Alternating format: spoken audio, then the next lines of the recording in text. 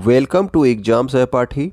आज के इस क्लास में हम लोग सीटेट का हमारे पेपर सेकंड का जो हम सिलेबस कंप्लीट कर रहे हैं, इसमें हम लोग सोशल स्टडीज़ का सिलेबस कर रहे हैं और आज हम लोग हिस्ट्री का जो हमारा अगला टॉपिक है संस्कृति और विज्ञान, इसको कवर करेंगे। ठीक है, तो इसमें जो है आपके जो 60 मार्क्स के आपके सीटेट के सेकंड पेपर होता है सोशल साइंस का। ठीक, इसको हम लोग सिलेबस वाइज कवर कर रहे हैं यहाँ पे। तो आइए स्टार्ट करते हैं संस्कृति और विज्ञान टॉपिक से संबंधित अलग अलग पॉइंट्स को। पहला हमारा है धातु विज्ञान। तो जो हमारे प्राचीन भारतीय धातु वैज्ञानिक थे, इनको विश्व धातु विज्ञान के क्षेत्र में इन्होंने क्या किया है, महत्वपूर्ण योगदान दिया है। कैसे? जैसे कि हमारे हड़प्पा के लोग थे, ये लोग कुशल शिल्पी थे। इन्हें जो है तांबे का जो धातु शोधन होता है, तांबे का जो धातु कर्म है, इसकी जानकारी इन लोगों को थी। किसको? जो हमारे हड़प्पा सभ्यता के लोग थे। इन्होंने तांबे और टिन को मिला करके क्या बनाया था, कांसा बनाया था। तो ये पॉइंट भी आपको ध्यान रखना है कि कांसा जो है हड़प्पा वालों ने किस तरह से बनाया था। तो तांबा और टिन, ठीक है ना, इसको मिला करके ये कांसे बनाया गया था। तो कांसा आपका नहीं है कि ब्रांज की बात हो रही है, तांबा यानी कि आपका कापर और आपका ये टिन है। ठीक है, तो इसको मिला करके कांसा बनाया। जहाँ पर हड़प्पावासी कांस्य युग से संबंधित थे, तो हड़प्पा के लोगों को कांस्य युगीन सभ्यता भी कहा जाता है, हड़प्पा सभ्यता को। ठीक है, वहीं पर उनके जो उत्तराधिकारी थे, यानी कि हड़प्पा सभ्यता के बाद जो सभ्यता आई, उनको जो है लोहे का ज्ञान था। ठीक है, वो आपके लौह युग से संबंधित थे। इसमें देखिए, भारत अत्यंत विकसित किस्म के लोहे का निर्माण करता था। जैसे कि आपका हो गया खोटा लोहा, पिटवा लोहा, ढलवा लोहा। तो ये सारे क्या हैं, आपके लोहे के जो है अलग अलग प्रकार हैं। ठीक है, अब देखते हैं हम लोग आगे। इसमें लोहे का जो धातु कर्म था, किस तरह से इसमें एक उपलब्धि यहाँ पे दिखाई देती है। तो मेहरौली का लौह स्तंभ है हमारा। मेहरौली कहाँ पे? दिल्ली में।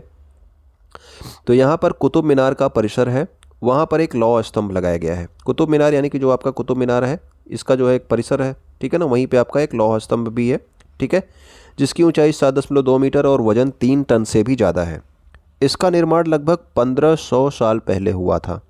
और इसके बनने के समय की जानकारी हमें कैसे पता चलती है कि 1500 साल पहले बना था? कि इस पर एक अभिलेख खुदा हुआ है। ठीक है ना, अभिलेख खुदे हुए हैं, तो उस पर लिखा हुआ है, उससे हमें पता चलता है कि 1500 साल पहले इसका निर्माण हुआ था। इसमें चंद्र नाम के एक शासक का जिक्र है। तो चंद्र नाम के एक शासक का जिक्र है, जो कि आपके संभवतः गुप्त वंश के रहे होंगे। ठीक है ना, ऐसा माना जाता है। तो गुप्त वंश में आपका चंद्र नाम का कौन था? तो वो चंद्रगुप्त था। ठीक है, चंद्रगुप्त प्रथम भी था, चंद्रगुप्त द्वितीय भी था। तो हो सकता है इन दोनों में से किसी ने भी बनवाया हो। ओके, आश्चर्य की बात क्या है कि इतने वर्षों के बाद भी इसमें जंग नहीं लगा है। ठीक है, इससे पता चलता है कि उस समय जो है आपका लोहे का जो धातु कर्म था, ये कितना जो है उच्च अवस्था में था। ठीक है ना, कि उन लोगों ने 1500 साल पहले बनाया था, लेकिन इसमें आज तक जंग नहीं लगा है। ठीक, और ये जो मेहरौली का लौह स्तंभ है कहाँ पे है? तो कुतुब मीनार के परिसर में है वर्तमान में।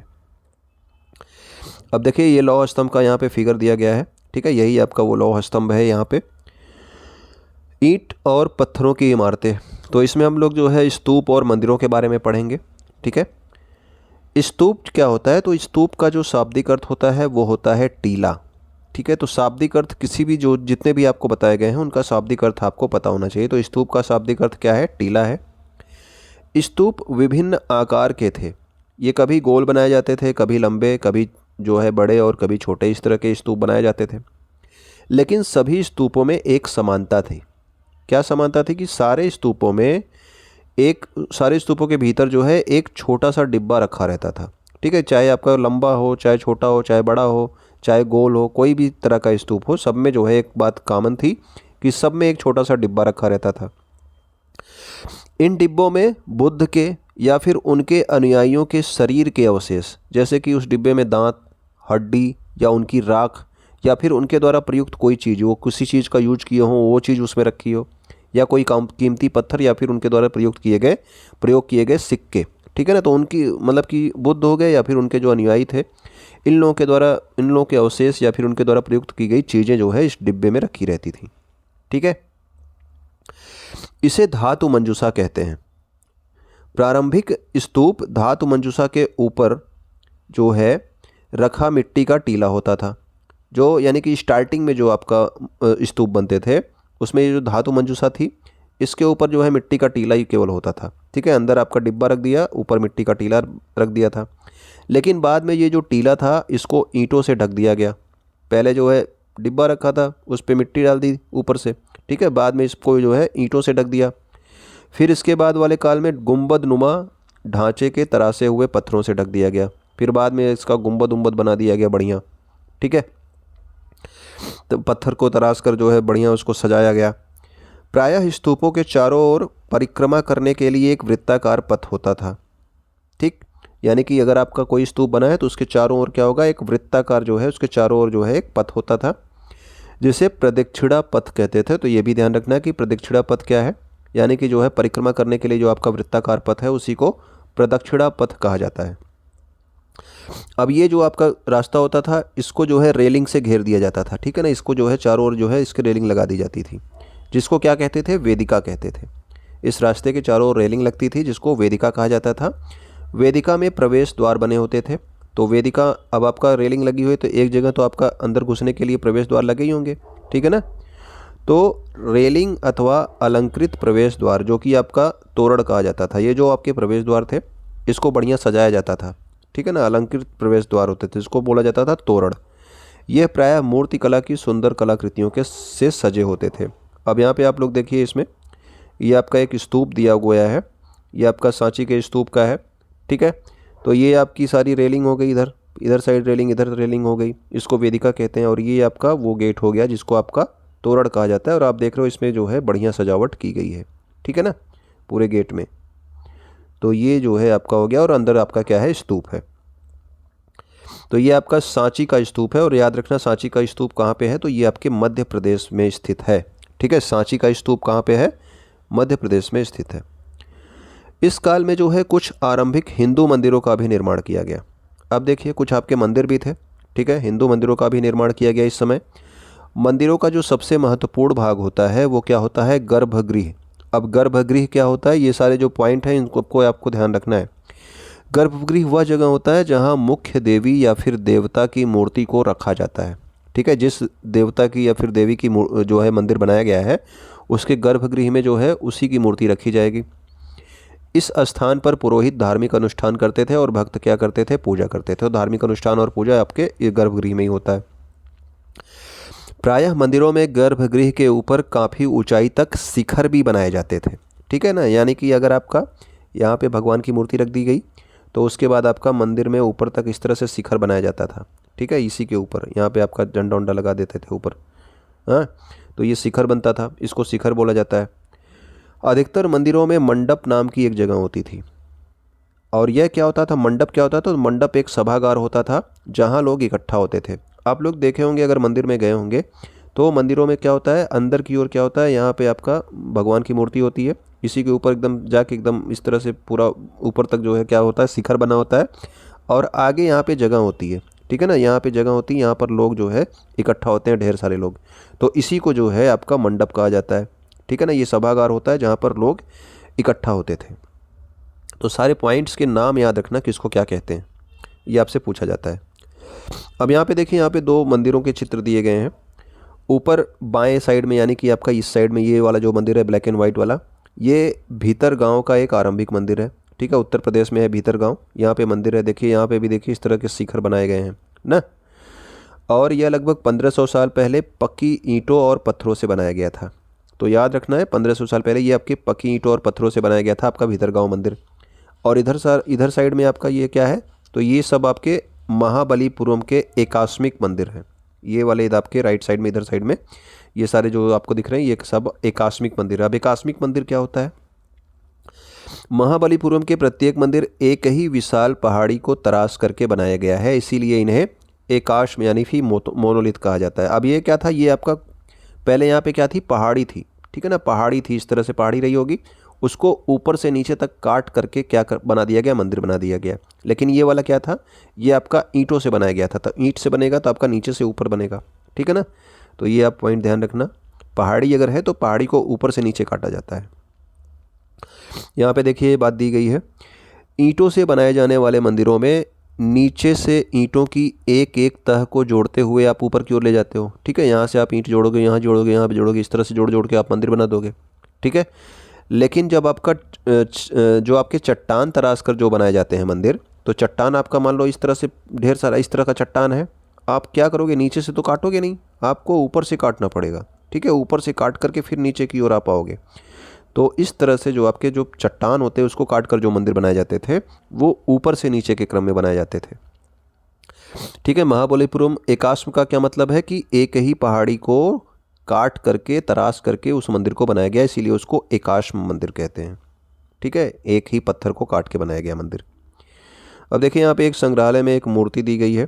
ठीक है, नई दिल्ली के संग्रहालय में ये रखा गया है। यहाँ पर आप लोग देख पा रहे होंगे कि किस तरह गुफाओं की खुदाई की गई होगी। ठीक, गुफाओं की खुदाई की गई और आपका मंदिर वंदिर बनाने के लिए इस तरह से आपका इसमें फिगर बनाया गया है। अब देखिए यहाँ पे चित्रकला के बारे में थोड़ा सा। अजंता के जो पहाड़ हैं उसमें सैकड़ों सालों के दौरान कई गुफाएं खोदी गई। अभी आपने गुफा खोदते हुए फिगर देखा किस तरह से गुफाएं खोदी गई।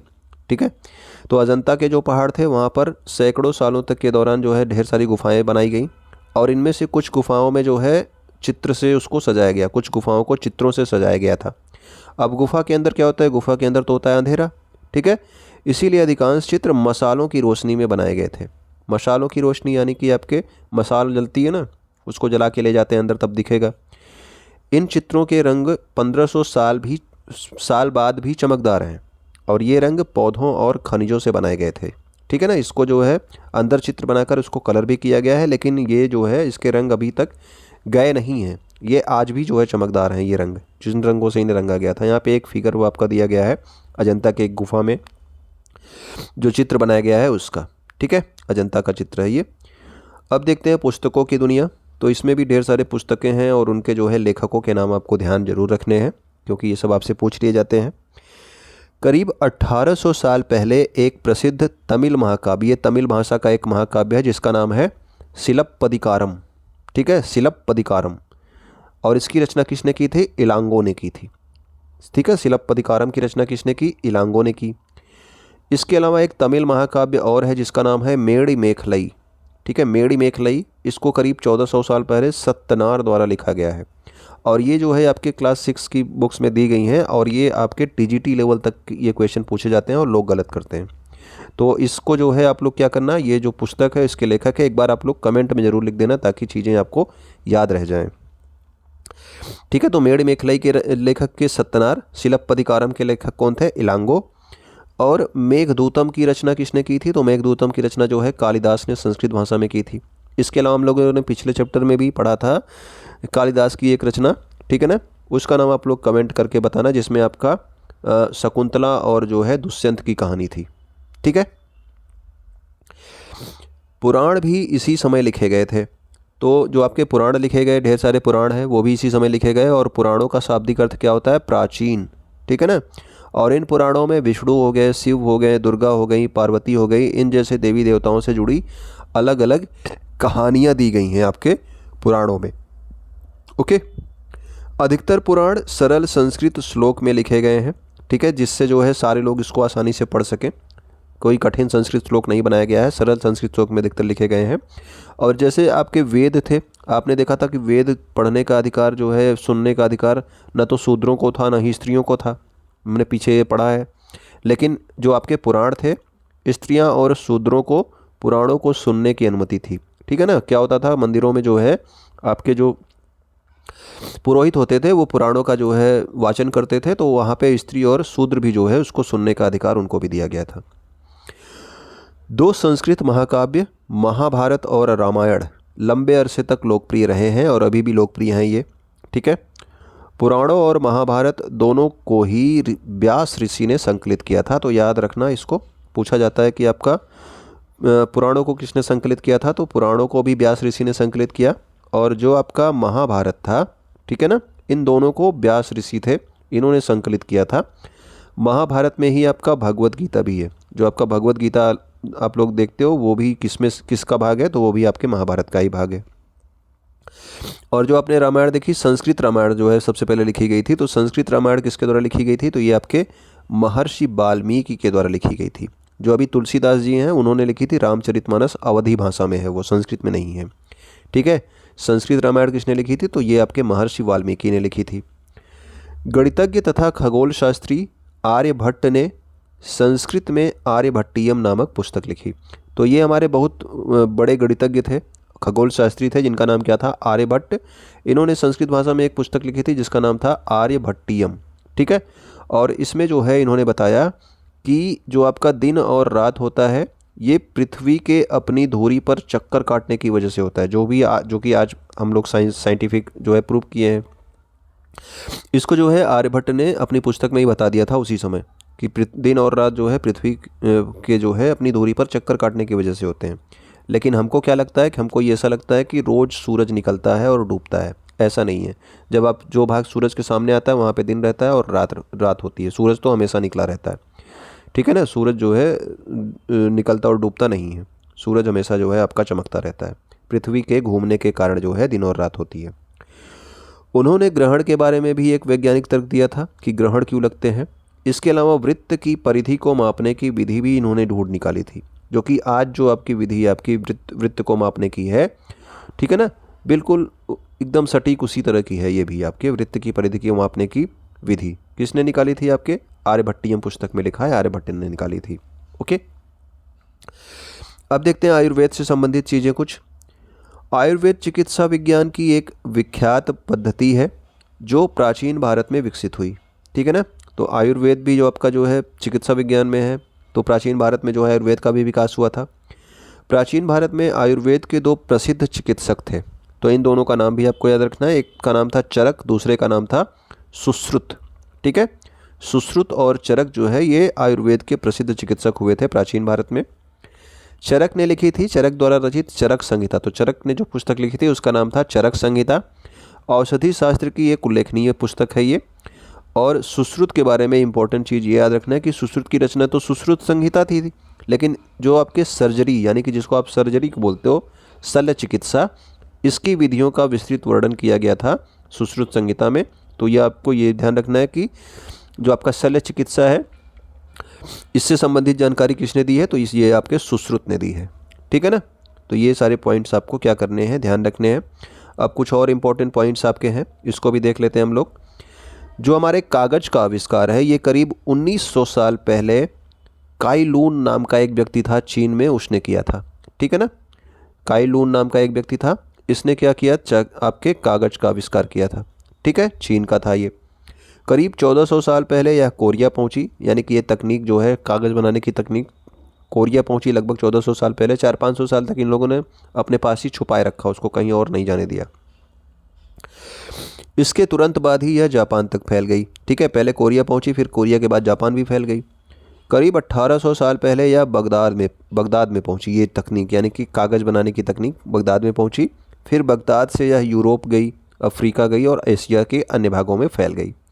और भारतीय उपमहाद्वीप की बात करें तो भारतीय उपमहाद्वीप में जो कागज़ की जानकारी है ये कहाँ से आई, तो ये आपके बगदाद से ही आई है।